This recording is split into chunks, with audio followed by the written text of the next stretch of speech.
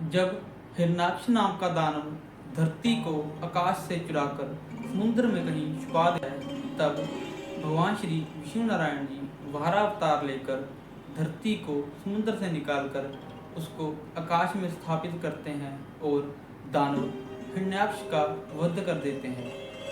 हरे कृष्णा भक्तों, हमारे सनातनी धर्म चैनल में आपका एक बार फिर से स्वागत है। भक्तों, भगवान विष्णु नारायण जी ने धरती के लिए और इस सृष्टि के रक्षा हेतु कई अवतार लिए हैं, जिसके प्रमुख 10 अवतारों की हम कथा कर रहे हैं। और आज हम भगवान श्री विष्णु नारायण जी के तीसरे वारा अवतार की कथा करेंगे, जिसको शुक्र अवतार भी कहा जाता है। भगवान श्री विष्णु नारायण जी के 2 द्वारपाल विजय और जय थे, जो कि भगवान श्री विष्णु जी के बहुत बड़े भक्त थे। एक बार ब्रह्मदेव जी के 4 पुत्र भगवान श्री विष्णु नारायण जी से मिलने के लिए आते हैं और द्वारपाल जय और विजय उनको रोक देते हैं, क्योंकि भगवान विष्णु जी अपने कक्ष में विश्राम कर रहे थे। भगवान ब्रह्मदेव जी के 4 पुत्र अपनी तपस्या के फल स्वरूप देखने में तो बालपन अवस्था में ही लगते थे और द्वारपाल जय और विजय उनको बालक समझकर अंदर जाने से मना कर देते हैं, जिससे कि चारों बालक क्रोध में आकर जय और विजय को मृत्यु लोक में जाने का श्राप दे देते हैं। जब जय और विजय को पता लगता है कि ये चारों पुत्र और कोई नहीं ब्रह्मदेव के पुत्र हैं, तो वह रोते हुए भगवान श्री विष्णु नारायण जी के पास जाते हैं और उनको वह श्राप वापस लेने के लिए कहते हैं।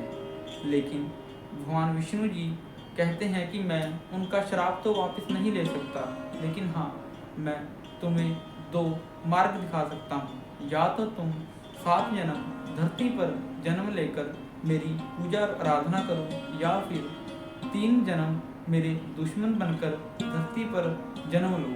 तो जय और विजय भगवान श्री विष्णु जी द्वारा बताए दूसरे विकल्प को चुनते हैं, जिससे कि उनको अधिक समय भगवान श्री विष्णु नारायण जी से दूर ना रहना पड़े। इसके बाद जय और विजय दिति के गर्भ से जन्म लेते हैं और दोनों हिरणाक्ष और हिरण्यकश्यप के नाम से दानव रूप में जन्म लेते हैं। जन्म लेने के कुछ ही क्षण बाद वह दोनों बड़े हो जाते हैं और बहुत ही विशाल और ताकतवर दानव बन जाते हैं। तब वह दोनों राक्षस हिरण्यकश्यप और हिरण्याक्ष भगवान ब्रह्मदेव जी की घोर तपस्या करते हैं, जिससे प्रसन्न होकर भगवान ब्रह्मदेव जी प्रकट होते हैं और उनको वर मांगने के लिए कहते हैं।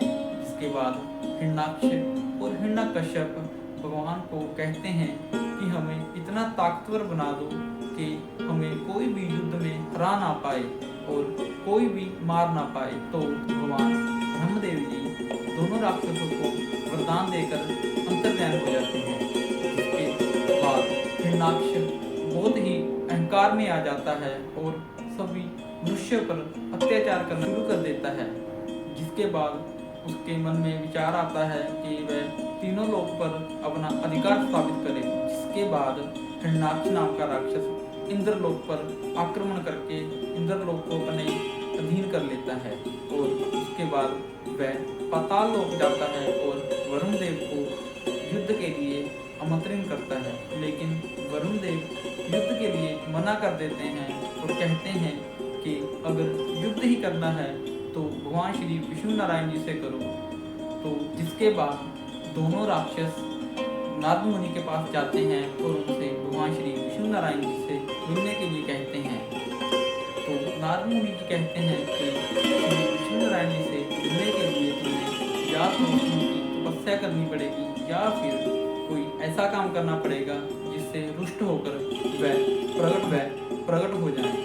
तो दानव हिरण्याक्ष धरती को आकाश से चुरा लेता है, उसको समुद्र के नीचे छुपा देता है, जिससे कि सभी जगह हाहाकार मच जाता है।